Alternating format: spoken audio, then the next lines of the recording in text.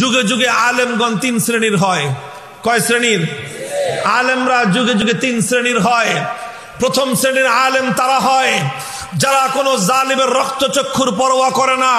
প্রথম শ্রেণীর আলেম তারা হয় যারা ইসলামের বিপক্ষে যে কোনো কাজ হতে দেখে সেই কাজ যত বড় শক্তিধর কোনো পক্ষই করুক না কেন, দুনিয়ার কোনো শক্তির পরোয়া তারা করে না।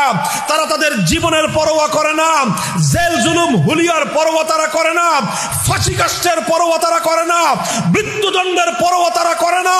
জীবনের মায়াকে তুচ্ছ করে আল্লাহর দ্বীনের ঝান্ডাকে সমুন্নত করবার জন্য হাসি মুখে তারা কথা বলে যায়, প্রয়োজনে জীবন দেয়, কিন্তু হকের কথা বলতে এক চুল পরিমাণ তারা কুণ্ঠিত হয় না। বসে নেই, স্লোগান পরে। এটা হলো এক শ্রেণীর আলেম। এই আলেম যুগে যুগে হাজার হাজার হয় না, অল্প কিছু মানুষ হয়। দ্বিতীয় শ্রেণীর আলেম হয় তারা যারা প্রত্যেকটা অন্যায়ের প্রতিবাদ তারা করে না, প্রত্যেকটা না হকের বিপক্ষে তারা জুবান খুলে না, প্রকাশ্যে জবান